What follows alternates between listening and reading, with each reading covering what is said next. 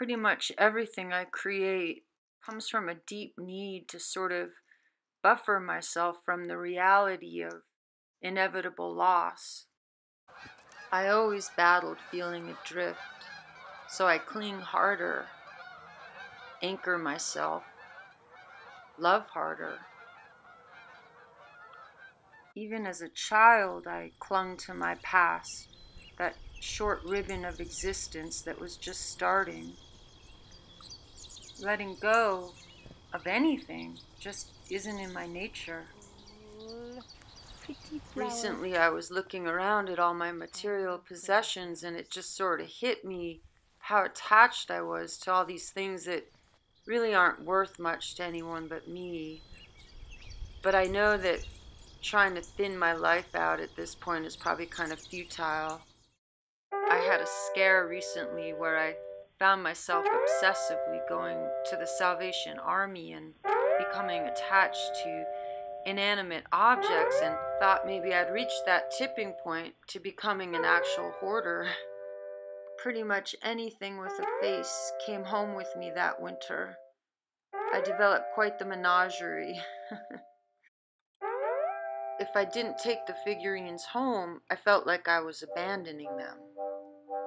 I'd been in a real depression, the kind where you don't even wash your hair. My boyfriend gave me a flip camera, and that kind of stirred something inside me. I was able to momentarily come up for air. My dog had died recently, and I was sort of seeing everything through the scope of that loss. Every nook and cranny of my being was being assigned to these objects.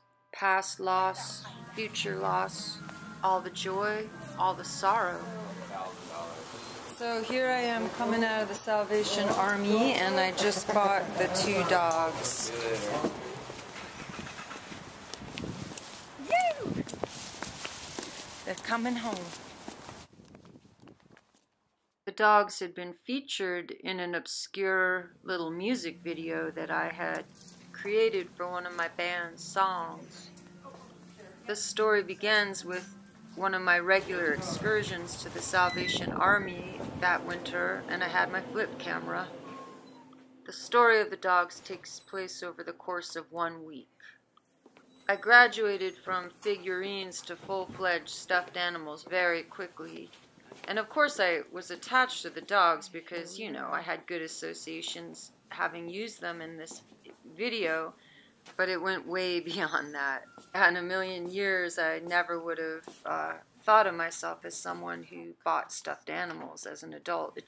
It wasn't my thing, but it was freaking me out that it was becoming my thing. Anyway, on this particular day, it was only the pink dog that was there, and I'm just so glad I had the flip camera with me.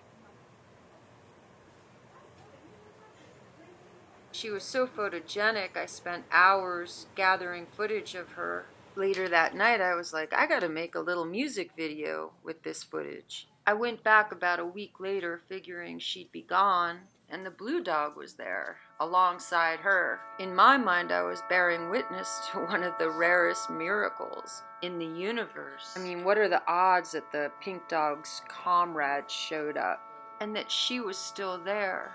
So now the music video became about both dogs. But at this point, I just can't stress enough how much my mind was blown by their existence, which at the time, for me, was clearly a sign from some higher power. And I spent hours upon hours shooting footage in utter bliss. You can go by. I'm done. I mean, for the life of me, I couldn't figure out why no one had taken them home. That no one saw what I saw was just astounding. It was almost as if they were invisible to everyone else. I don't know. The whole thing was just so weird. So I just kept propping them up and putting them in these positions that I felt depicted their relationship. The music video became about them having found each other again in this bardo for lost souls. And while they continued to find each other, I was gaining even further access to the mystery that lurks behind the prohibitive veil. The people who worked in the Salvation Army were completely ambivalent about the dogs and me and my obsession with them. But one of the weirdest things was the two managers, these two kids, had both dyed their hair that week, one pink and one blue.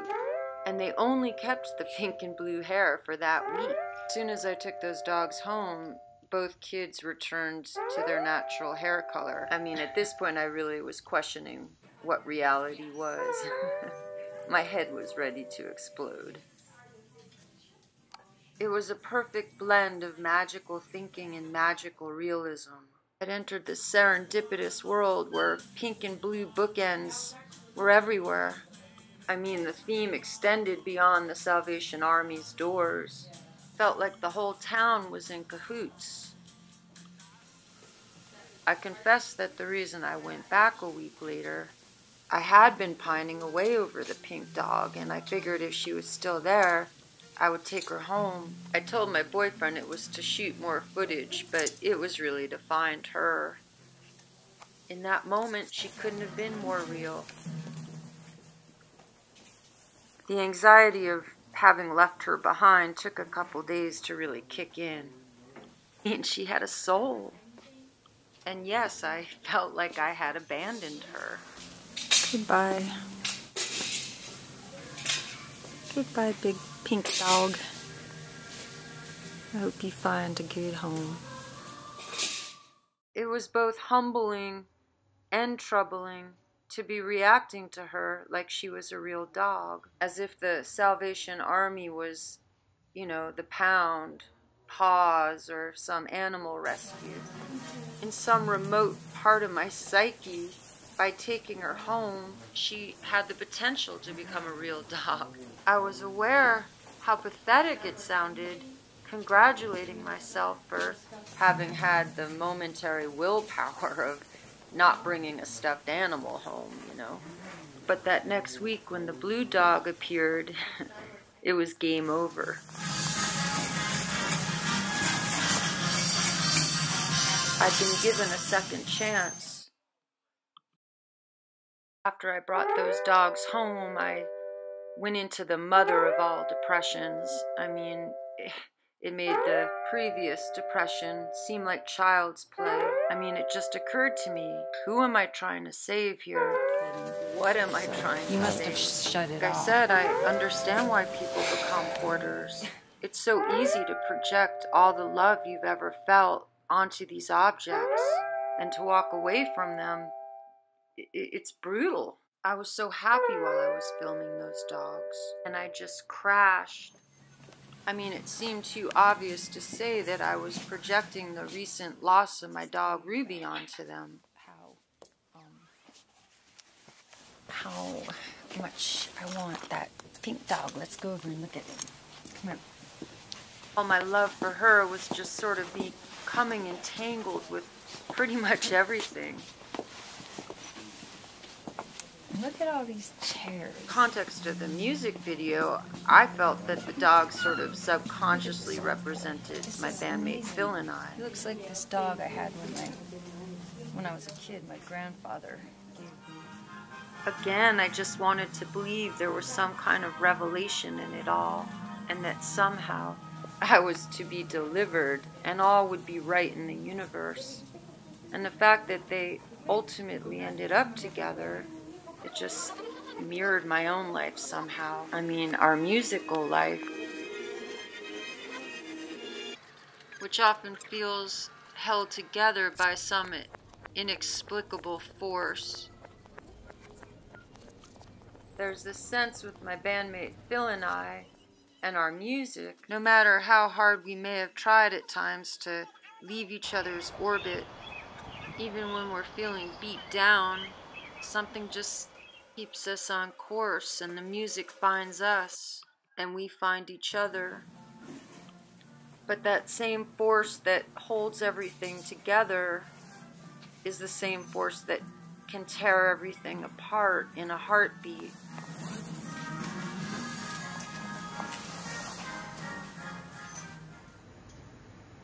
I think my momentary madness had as much to do with love's absence as it did with the notion of there being too much love. It always comes down to too much or not enough. My cup runneth over, but the holes are aplenty.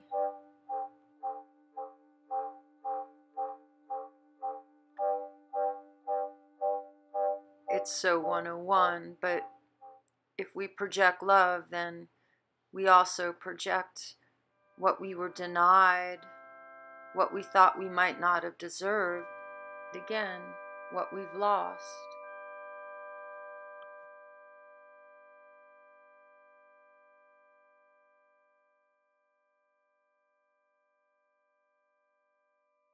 Salvation armies are like time capsules, you know, and I don't think it matters what state you're in. It's as if you're just in one big depot that's existed through time.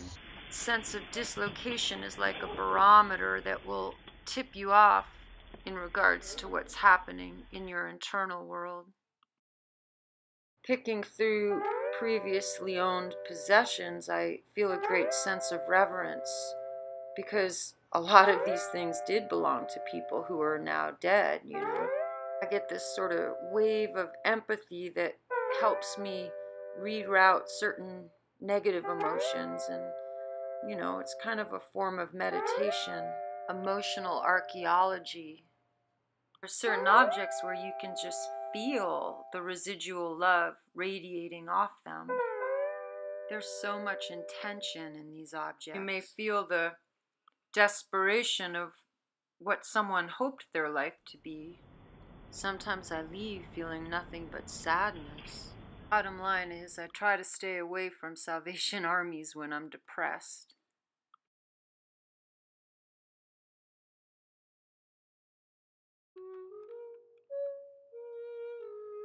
I'm guessing I'm not the only one that wonders.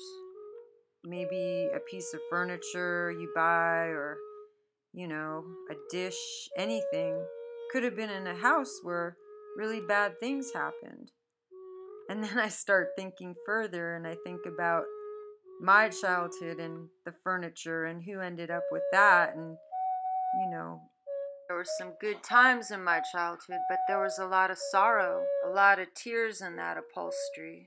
I'm just thinking, you know, if rooms can hold an energy, well then so can the objects in the room, you know.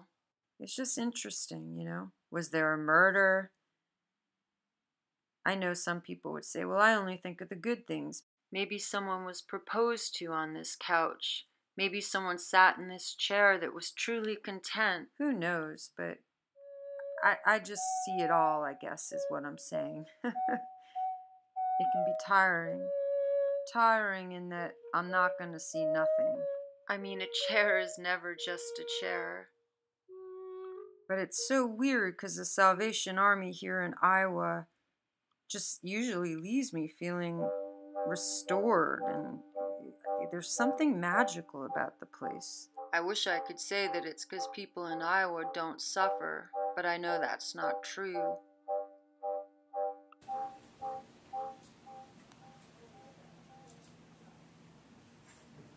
My neighbor here in Iowa took his own life. His wife put all his possessions out in front of the house a couple days later and had a yard sale. I watched people come and go, you know, picking through his stuff, and they were elated with their findings because he had so many cool things. But of course, they had no idea that this man had killed himself. For the years he was my neighbor, we never said one word to each other. I confess that as soon as I brought those dogs home, I couldn't tell anymore. Were they creepy or cool, you know? I mean, what if they belonged to a serial killer? I mean, I really thought this. I mean, their energy just really shifted. So I forced myself not to go to the dark side on this one and just keep it all about the love and the magic of that week. But of course, I went to the dark side. Because the dogs had been there so long, the manager with the blue hair practically gave them to me. They had been kind of expensive, you know, for a Salvation Army, and yeah, she knocked the price way down. She probably felt sorry for me. I'd become a regular, a middle-aged woman buying huge stuffed animals.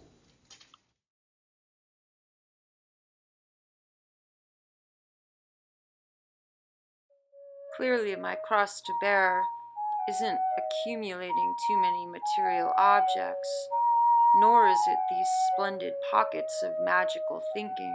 It's all the moments between the magical thoughts. That's my cross to bear.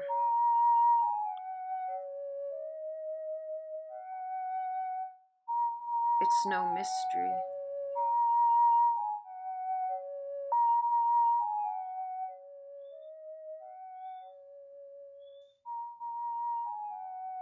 The fact that those dogs triggered that bigger depression after I'd brought them home was part of an overarching depression that I mentioned that had been going on for a very long time. And like I said, intermittently, I had been able to come up for air. But I suppose the real story is about the flip camera and how it yanks me out of those rabbit holes quicker. It's kind of saved me. I don't recall a time in my life where I wasn't riding shotgun to depression. I mean, it's a constant companion.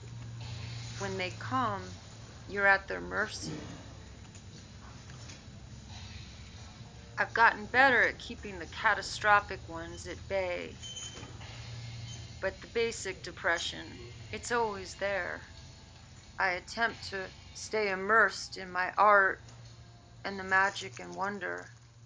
But sometimes it goes without saying that we assign past emotions to objects, but I think it's more interesting the notion of assigning futures.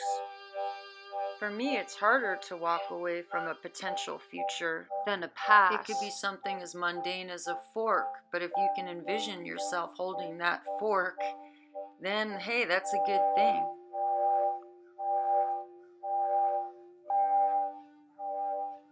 It means you plan to be here tomorrow. All right, now I have to take you. Can't leave you behind.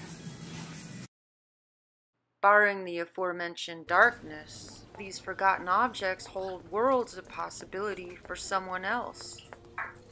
New beginnings and new perspectives. Isn't that the point?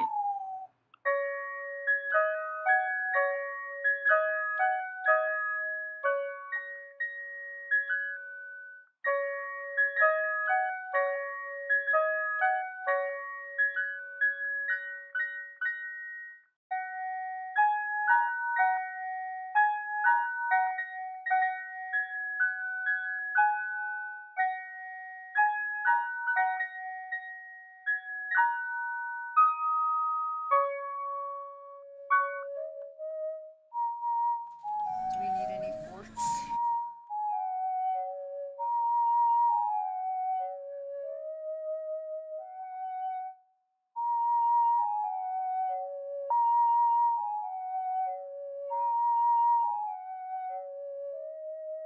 I was like a ghost, picking through the belongings of other ghosts.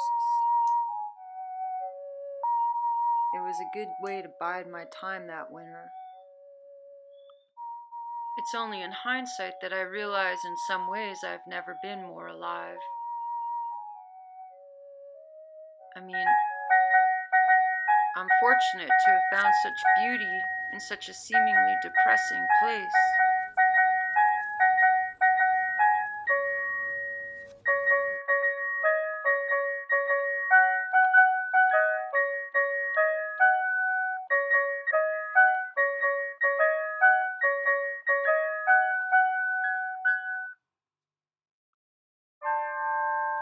It's funny, when I visit the Salvation Army now, I have to admit that I miss that momentary madness of being obsessed with figurines and stuffed animals.